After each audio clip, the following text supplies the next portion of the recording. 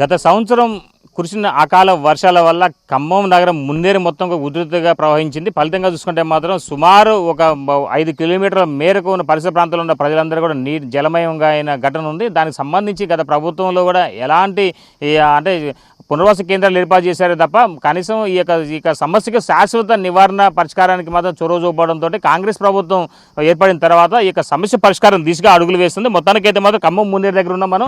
ఈ మున్నేరు పరివాహక ప్రాంతం అంతా సుమారు ఒక 15 కిలోమీటర్ల మేరకు అంటే ఇరువైపులా కూడా భారీ ఎత్తున కూడా కరకట్ట అంటే కాంక్రీట్ వాల్ నిర్మాణం చేసే విధంగా ఇప్పుడు కాంగ్రెస్ ప్రభుత్వం రేవంత్ సర్కార్ ఆధ్వర్యంలో పనులు ప్రారంభించేందుకు సిద్ధమైంది. మొత్తానికైతే మాత్రం దీనికి సంబంధించింది మనకి ఇప్పుడు ఈ మున్నేరు నది పరివాహక ప్రాంతం నుంచి సుమారు ఒక 30 నుంచి 40 అడుగుల మేరకు పైగా ఎత్తుగా దీని యొక్క నిర్మాణం కాంక్రీట్ వాల్ నిర్మాణం చేపట్టేందుకు ముందు డెప్త్ లెవెల్ గ్రౌండ్ లెవెల్ చూసుకుంటే కనుక సుమారు ఒక 3 మీటర్ల నుంచి 5 మీటర్ల మేరకు డెప్త్ తీసుకొని అక్కడ నుంచి పైకి వస్తున్న కొద్ది కాస్త వెలుపు తగ్గించుకుంటూ కాంక్రీట్ వాల్ నిర్మాణం చేపట్టే విధంగా రేవంత్ సర్కార్ అడుగులు వేస్తుంది. దీనికి సంబంధించింది ఇప్పటికే ఈ ఖమ్మం మున్నేరు దానవిగూడ సమీపంలో ఉన్నటువంటి ఈ నదికి ఇరువైపులా కూడా పనులు ప్రారంభించారు అధికారులు. దీనికి సంబంధించి దీనికి ఇప్పటికి ముమ్మరంగా పనులు చేపడతా ఉంటే మరికొన్ని రోజుల్లో వర్షాకాలం ప్రారంభం కానున్న నేపథ్యంలోనూ ఇప్పటి నుంచే ఈ కాంక్రీట్ వాల్కి సంబంధించినటువంటి గ్రౌండ్ లెవెల్లో పిల్లర్స్ కనుక అదేవిధంగా మిగతా కాంక్రీట్ సిమెంట్ వర్క్ కనుక పూర్తయిపోతే పూర్తి స్థాయిలో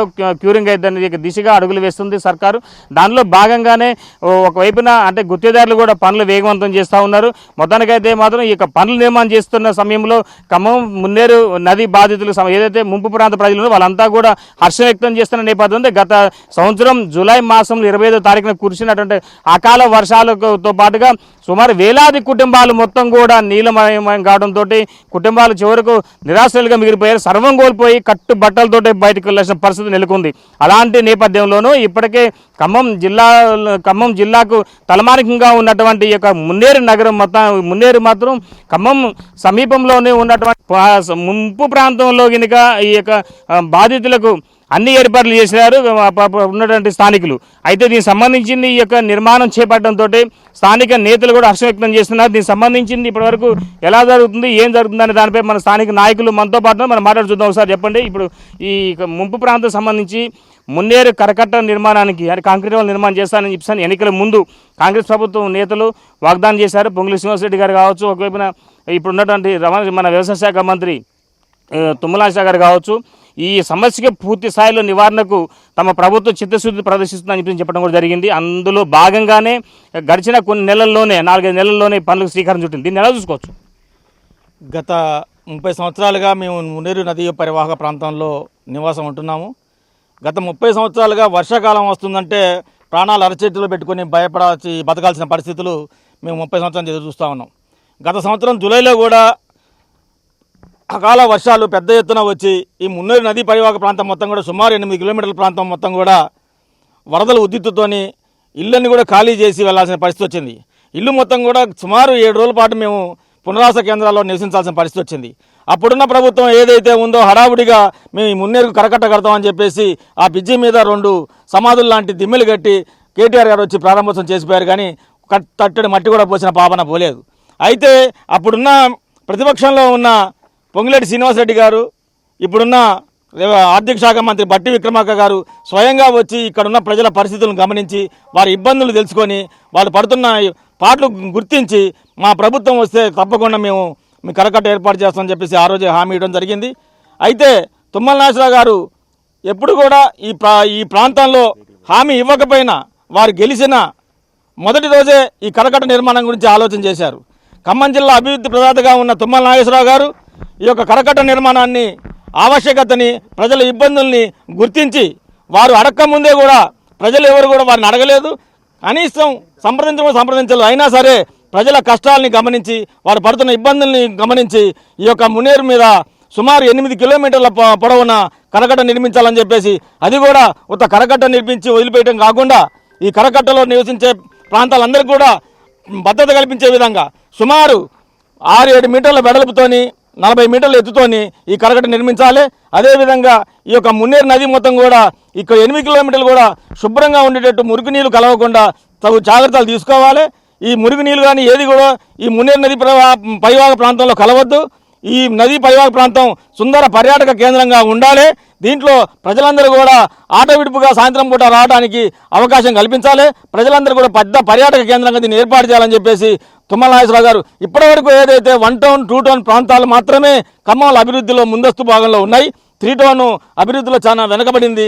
దీన్ని గుర్తించిన మంత్రి గారు తుమ్మల నాగేశ్వరరావు గారు పెద్ద ఎత్తున 500 కోట్ల వ్యయంతో ఎన్ని డబ్బులైనా ఖర్చు పెట్టి ఈ యొక్క ప్రజల్ని కాపాడుకోవాలని చెప్పేసి వారు దృఢ నిశ్చయంతో ఈ పనులను ప్రారంభించడం జరిగింది. ఈ పనులు ఇప్పటికే ప్రారంభోత్సవం జరిగినాయి. భవిష్యత్తులో ఇక్కడ ప్రాంత ప్రజలు కూడా చిరస్థాయిగా తుమ్మల నాగేశ్వరరావు గారిని గుర్తుంచుకుంటారు. వారు ఇప్పుడు కూడా ఉన్న బాధలు కష్టాలు అన్నీ తీరిపోయి వాళ్ళ ప్రశాంత జీవనం బతకడానికి అవకాశం కల్పించినట్లయితే ఈ సందర్భంగా తుమ్మల నాగేశ్వరరావు గారికి ధన్యవాదాలు తెలియజేస్తున్నాం. మొత్తానికైతే గత సంవత్సరం కురిసినటువంటి అకాల వర్షాల వల్ల ఒకవైపున పై ఎత్తు ప్రాంతాల్లో కురిసిన వరదపోటు వర్షానికి కూడా వరదపోటు ఎక్కువ కావడంతో ఖమ్మం నగరానికి మొత్తానికైతే మాత్రం జలమయంగా మారిందని చెప్పుకోవచ్చు. పరిసరాలు చూసుకుంటే కనుక సుమారు అంటే ఒక ఈ ఖమ్మం నది పరివాహక ప్రాంతం ఎంతవరకు అయితే ఉందో ఆ ప్రాంతం అంతా గొడ్డు గోదాతో సహా అన్ని సర్వం కోల్పోయి ఉండి బాధితులుగా నిర్వాసితులుగా ఉన్నారు. వాళ్ళకి సంబంధించింది ఇప్పుడు కాంగ్రెస్ ప్రభుత్వ హయాంలో రేవంత్ రెడ్డి గారి సర్కార్ వాళ్ళకి సమయంలో ఈ పనులు నిర్మాణం చేపట్టారు. దీన్ని ఎలా చూసుకోవచ్చు మీరు? దీనివల్ల ప్రభుత్వానికి రేవంత్ రెడ్డి గారికి ఇక్కడ ఉన్న మంత్రులకు అందరికి ముగ్గురికి పేరున వాళ్ళకు ధన్యవాదాలు చెప్పడానికి మేము ఉన్న ప్రజలు ఉన్నారు.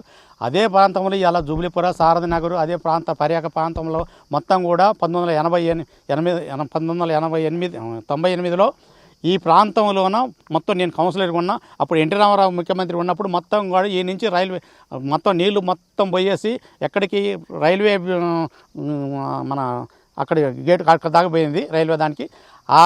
ఆ ఏరియాలో మొత్తం కూడా ప్రజలు మొత్తం కూడా నన్నిట్లో మునిగిపోతే అప్పుడు దేశపై జనాన్ని మొత్తం ఎక్కడెక్కడ ఉంచారు. ఆ తర్వాత ఎన్టీ రామారావు గారు చూసి అప్పుడే ప్రయోగించండు దీన్ని ఖచ్చితంగా దీన్ని ఏదో రకంగా చేయాలని చెప్పేసి అప్పటి నుంచి కూడా తుమ్మల నాగేశ్వరరావు గారు దీని మీద దృష్టి ఉంది. ఈ ప్రాంతాల ఏరియాలో మొత్తం కూడా దృష్టి ఉంది. ఎందుకంటే దీనికి సురపరిస్థితుడు కాదు. ఇక్కడ నుంచి 40 సంవత్సరాల్లో ఏ ప్రాంతం ఎట్లా ఉంది ఎవరు ఎక్కడ ఉండరు అనే విధానం తెలిసిన మంత్రి తుమ్మల నాగేశ్వరరావు గారు. దానికి మాకు రావటం చాలా సంతోషం ఉంది. అదేవిధంగా ఈ తుమ్మల నాగేశ్వరరావు గారు ఈ ప్రాంతాన్ని పట్టించుకోకపోయినా తెలియకపోయినా బ్రహ్మాండంగా దీన్ని ఏదో చేస్తానని చెప్పి ఆయన హామీ ప్రకారంగానే ఇవాళ మొత్తం కూడా ఆ రోజు మన నాయబర్ స్కూల్లో మొత్తం కూడా పిలిపించినప్పుడు నేను మీకు దీన్ని ఖచ్చితంగా కట్టి తీర్తా అని చెప్పి వాగ్దానం చేశాడు. ఆ వాగ్దానంలో భాగంగానే ఇవాళ మొత్తం ఇదంతా పని ప్రారంభమైంది. ఆ ప్రారంభమైన దానికి వాళ్ళకి చాలా ధన్యవాదాలు చెప్తున్నాం. ఇదే విధంగా కూడా దీన్ని మొత్తం అనుకున్నట్టుగానే మొత్తం కూడా దీన్ని సుందర నందనంగా తీర్చిదిద్దాలని చెప్పేసి కోరుకుంటూ ఈ అవకాశం ఇచ్చిన. ఇప్పుడు జనరల్గా మీరు చెప్పండి, ఈ పోయినసారి వచ్చినటువంటి అకాల వర్షాల వల్ల వరద ఉధృతి పెరిగింది. మొత్తం సారథినగర్ కాంచి మొదలు పెడితే బొక్కలగడ్డ కాలనీ కావచ్చు, అదేవిధంగా మాణిక్యనగర్ కావచ్చు, ఒకవైపున చూసుకోండి ప్రకాష్ నగర్ వరకు కూడా అంటే సుమారు ఒక 10-15 కిలోమీటర్ల మేరకు ఈ వరద బాధితుల సంఖ్య పెరుగుతూ ఉంది. నిర్వాసితులు అయ్యారు, సర్వం కోల్పోయి ఉన్నారు. కానీ ఆ సమయంలో అప్పుడు ఉన్నటువంటి బీఆర్ఎస్ పార్టీ ప్రభుత్వం మొత్తానికైతే అప్పుడు మంత్రులు కూడా ఇది కరకట్ట కడతాం అని చెప్పి తాత్కాలికంగా హామీ ఇచ్చారు. కానీ అదే సమయంలో అప్పుడు ఒకవైపు బట్టి విక్రమార్క కావచ్చు, అదేవిధంగా పొంగులి శ్రీనివాసరెడ్డి గారు కావచ్చు, తర్వాత మిగతా మన తుమ్మల నాగేశ్వరరావు ఈ యొక్క ముంపు ప్రాంతాల్లో పర్యటన చేశారు. ఆ సమయంలో కూడా హామీ ఇవ్వడం కూడా జరిగింది. ఆ హామీ ఇచ్చిన పనిలో భాగంగానే పనులు కూడా వేగంగా పనులు ప్రారంభిస్తున్నారు. దీనిపై మీకు ఎలా అనిపిస్తుంది? మీ స్థానికులు ఏమంటున్నారు?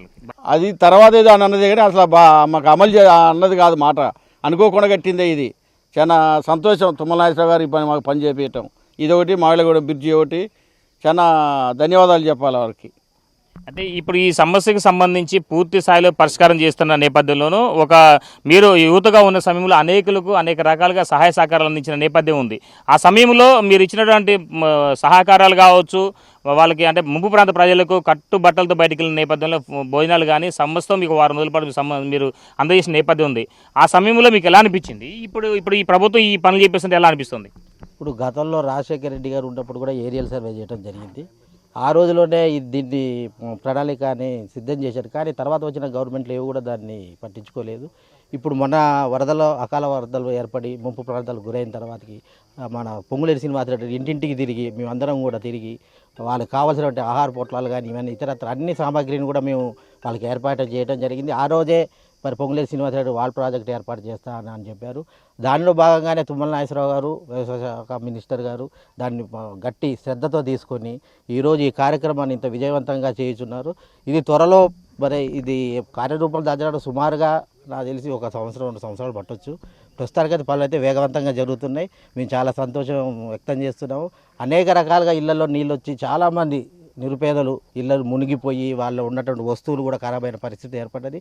వారందరికి కూడా మేము అండదండలుగా ఉంటామని మాకు ఆశగా సో మొత్తానికి చూసుకోవచ్చు ఇప్పటికే సుమారు అంటే ఈ యొక్క నది ఇప్పుడు మొన్నట మున్నేరు దానగూడ సమీపంలో ఇక్కడ నుంచి మొదలుపెట్టి ఇంకా కిలోమీటర్ ముందు నుంచి కూడా పనులు వేగంగా జరుగుతూ వస్తున్నాయి. అది ఇక్కడ నుంచి వచ్చిన తర్వాత ఇప్పుడు చివరకు మన వైపున ఈ ఉన్నటువంటి దానాయిగూడ సమీపం వరకు వచ్చింది. అంటే రామన్నపేట పరిసర ప్రాంతం నుంచి కూడా అంటే ఆ రామన్నపేట సరిహద్దు ప్రాంతం నుంచి కోయిచిలక దగ్గర అంటే ఏదైతే రేగుల చిలక కోయిచిలక సమీపంలో ఈ తీర్థాల దగ్గర నుంచి ఈ కరకట్ట నిర్మాణానికి అంకురార్పణ చేశారు. అక్కడ నుంచి మొదలుకుంటే కనుక ఇప్పటికీ ఉన్నటువంటి దానాయిగూడెం పార్క్ వరకు రావడం వరకు నిర్మాణం జరుగుతూ ఉన్నది. ఇంకా మరికొన్ని రోజుల్లో కూడా ఇప్పుడు ఖమ్మం సిటీకి అంటే వర్షాకాలం ప్రారంభమవుతున్న నేపథ్యంలో ముందైతే ఈ యొక్క సిమెంట్ కాంక్రీట్ వర్క్ పూర్తి చేయాలని చెప్పి ఒక దృఢ సంకల్పంతో అధికారులు కావచ్చు ఒకవైపు ప్రభుత్వ పెద్దలు కూడా అడుగులు వేస్తున్నారు. ఏది ఏమైనా సరే మరి కొన్ని రోజుల్లో ఈ యొక్క నీటి కష్టాలు అంటే ఈ ముంపు ప్రాంత ప్రజలకు మాత్రం ఉపశమనం కలిగే విధంగా కాంగ్రెస్ ప్రభుత్వం మొత్తానికైతే వేగంగా పనులు చేయడంతో అంటే ముంపు ప్రాంత ప్రజలందరూ కూడా సంతోషం వ్యక్తం చేసిన నేపథ్యం అయితే ఉంది. ఇది ఇక్కడ తాజా పరిస్థితి. కెమెరామెన్ సంపత్తో Bhaskar, big TV, Khammam. For more videos like this, subscribe Big TV channel.